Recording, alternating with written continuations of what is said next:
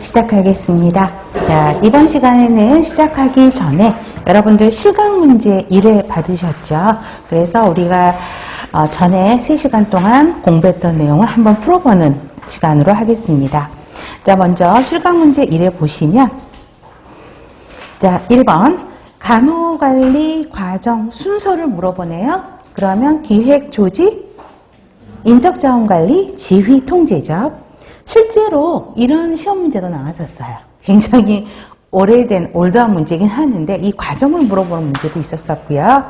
2번은 관리에 대한 정의를 써놓은 거죠. 조직 목적을 달성하기 위해 구성원의 조력과 자원을 활용하여 기획, 조직, 인사, 지휘, 통제하는 과정인 동시에 목표를 효율적으로 달성할 수 있도록 환경을 만들고 유지하는 것이다. 맞죠? 관리에 대한 정의 동그라미고요.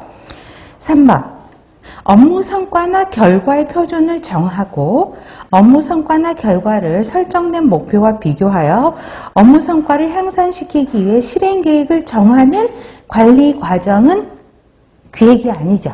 그러면 기획이 아니면 그렇죠. 통제로 돼야 되는 거죠. 그래서 3번은 X 통제고요. 4번은 O예요, X일까요? X. 그렇죠? 앞뒤 주어를 바꾸시면 되죠.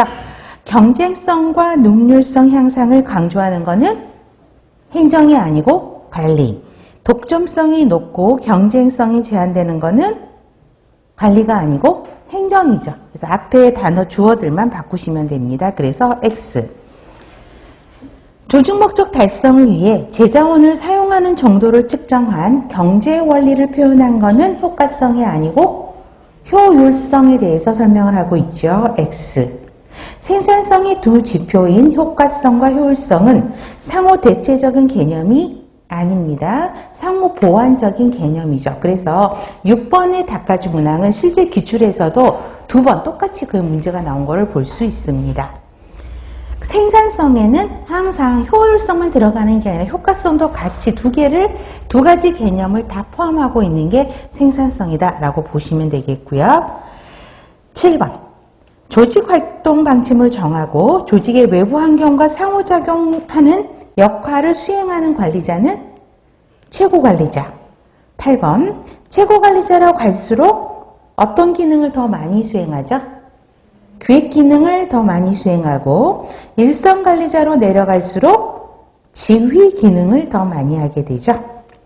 9번 모든 계층의 관리자에게 공통적으로 요구되는 기술 3가지 분야의 기술 중 가장 많은 비중을 차지하는 기술은 인간적 기술이죠. 10번 비정형적인 의사결정의 중심적 역할인 최고관리층에 가장 많이 필요한 기술. 그럼 이것만 봐도 바로 나오죠. 카츠의 관리기술 3가지에서는 개념적 기술.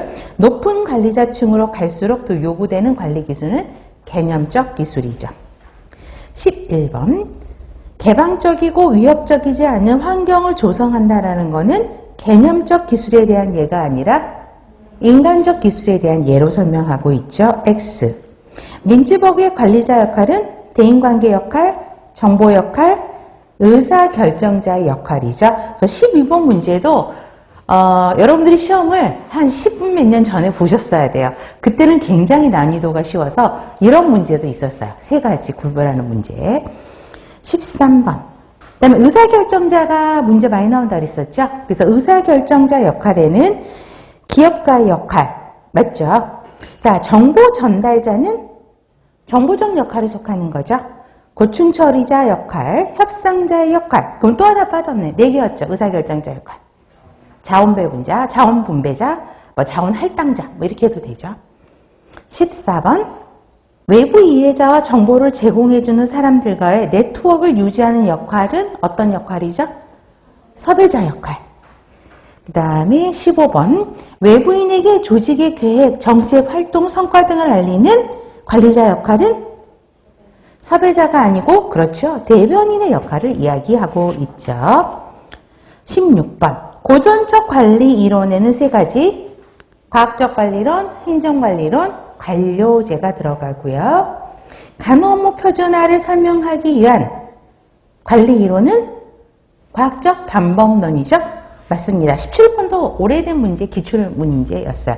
어떻게 나왔냐면 간호 업무 표준화를 설명하기 위한 관리 이론은 무엇인가, 이런 형태로. 동그라미고요. 테일러의 과학적 반복론은 한 번에 여러 가지를 동시에 하는 게 능률적이라고 하였다.